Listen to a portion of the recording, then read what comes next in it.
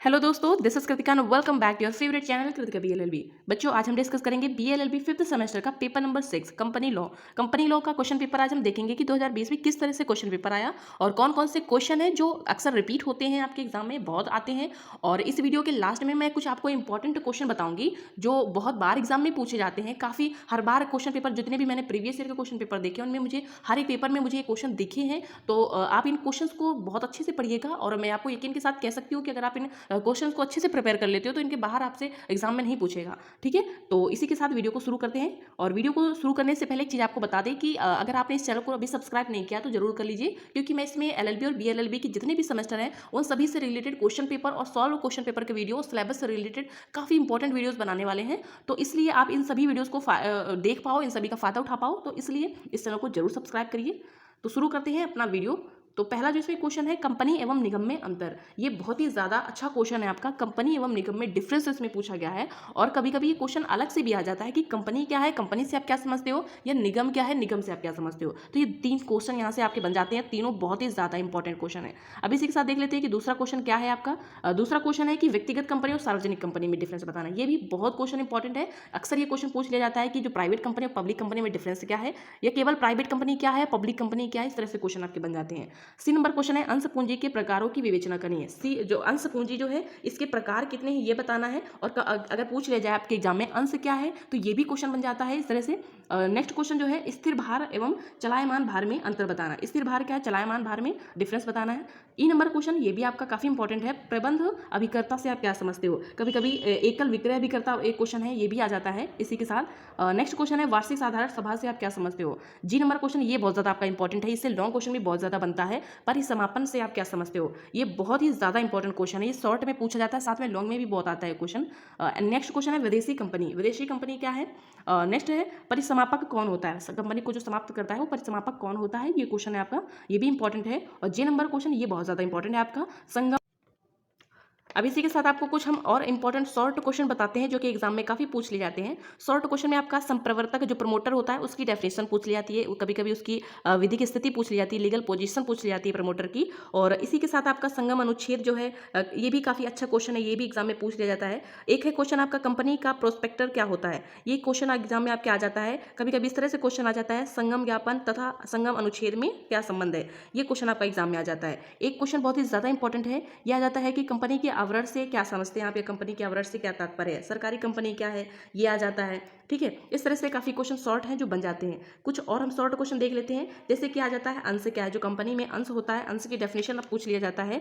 या कंपनी का परिसमापक जो होता है उसकी शक्तियां क्या है, ये शॉर्ट क्वेश्चन में कभी कभी बन जाता है। ठीक है, और इसी के साथ कुछ क्वेश्चन और हैं कि कंपनी के परिसमापक से आप क्या समझते हैं। जो कंपनी का परिसमापक होता है उससे आप क्या समझते हैं, कंपनी के परिसमापन से आप क्या समझते हैं। इस तरह से काफी कुछ शॉर्ट क्वेश्चन बन जाते हैं। अब देख लेते हैं लॉन्ग क्वेश्चन। जो लॉन्ग क्वेश्चन आते हैं जिसमें पहला आपका क्वेश्चन दिया है, कंपनी के निगमित होने पर प्राप्त लाभ एवं हानियों को विस्तार से आपको लिखना है कि कंपनी के निगमित होने पर लाभ क्या होते हैं और हानियां क्या होती हैं। ये भी काफी अच्छा क्वेश्चन है आपका।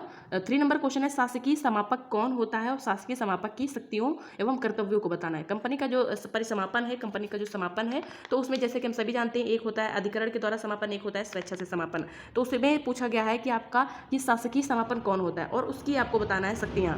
नेक्स्ट जो क्वेश्चन है हमारा 4 नंबर क्वेश्चन है, कंपनी निगमित व्यक्तित्व में निहित होता है जो इसके सदस्यों से भिन्न एवं स्वतंत्र होता है। ये भी क्वेश्चन आपका ठीक है।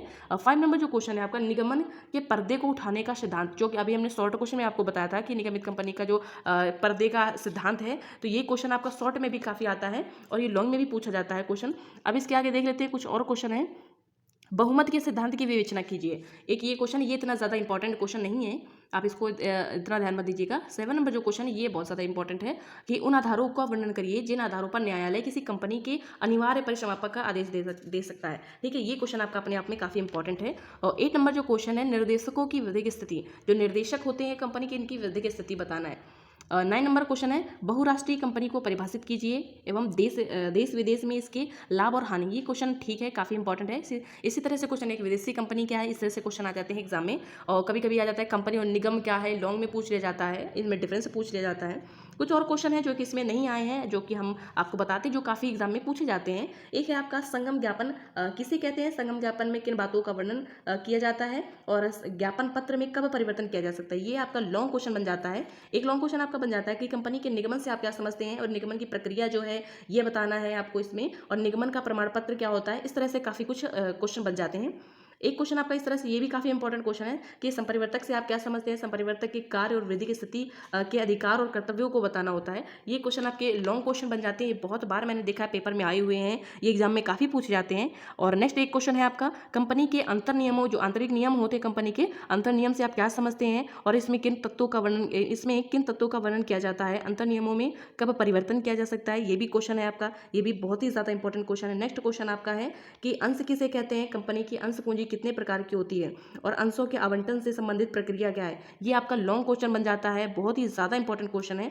और नेक्स्ट आपका इंपॉर्टेंट क्वेश्चन है कि कंपनी में उत्पीड़न व कुप्रबंधन को रोकने के लिए तरीके क्या क्या हैं। ये भी बहुत ही ज़्यादा इंपॉर्टेंट क्वेश्चन है। ठीक है, नेक्स्ट जो आपका क्वेश्चन है कि कंपनी विधि प्रशासन के विभिन्न जो अभिकरण हैं उन पर प्रकाश डालना होगा, या कंपनी के राष्ट्रीय कंपनी विधिक न्यायाधिकरण के गठन एवं शक्तियों का सविस्तार वर्णन कीजिए। इस तरह से क्वेश्चन आपके एग्जाम में बहुत ज़्यादा पूछे जाते हैं, और ये लॉन्ग क्वेश्चन है, काफ़ी इंपॉर्टेंट है, इनको बहुत अच्छे से पढ़िएगा। और एक एक क्वेश्चन है आपका आ जाता है कि कंपनी के निदेशकों की जो उनको पद से हटाना है, कैसे कंपनी के निदेशकों को पद से हटाया जा सकता है। ये इस तरह से क्वेश्चन आपके बन जाते हैं। ठीक है, और अधिकरण के द्वारा कंपनी का परिसमापन क्या है, इस तरह से भी क्वेश्चन आ जाते हैं, या स्वेच्छा के द्वारा परिसमापन की प्रक्रिया। ये सभी क्वेश्चन बहुत ही ज़्यादा इंपॉर्टेंट है। आप इन सभी क्वेश्चंस को अगर पढ़ लेते हो तो इनके बाहर आपका क्वेश्चन नहीं आएगा। भले कभी कभी ऐसा होता है कि क्वेश्चन बन जाते हैं, ऐसे भी क्वेश्चन आ जाते हैं जो हम सोचते भी नहीं है कि क्वेश्चन आ जाएगा, इतना इंपॉर्टेंट नहीं होता है। लेकिन हाँ, इसमें चूज़ का ऑप्शन होता है कि आप कोई 2 क्वेश्चन अटेम्प्ट कर सकते हो, और इनमें 100% कोई ना कोई ऐसा क्वेश्चन आपको मिल जाएगा जो आपने पढ़ा होगा। ठीक है, तो आप इन अगर क्वेश्चन को तैयार कर लेते हो तो आपको इस पेपर में दिक्कत नहीं होगी। तो आज के इस वीडियो में बस इतना ही। वीडियो कैसा लगा कमेंट में जरूर बताइएगा। कोई अगर क्वेरी हो तो आप पूछ सकते हो, कोई सजेशन देना हो तो आप दे सकते हो। आज के इस वीडियो में बस इतना ही, फिर मिलते हैं नेक्स्ट वीडियो में।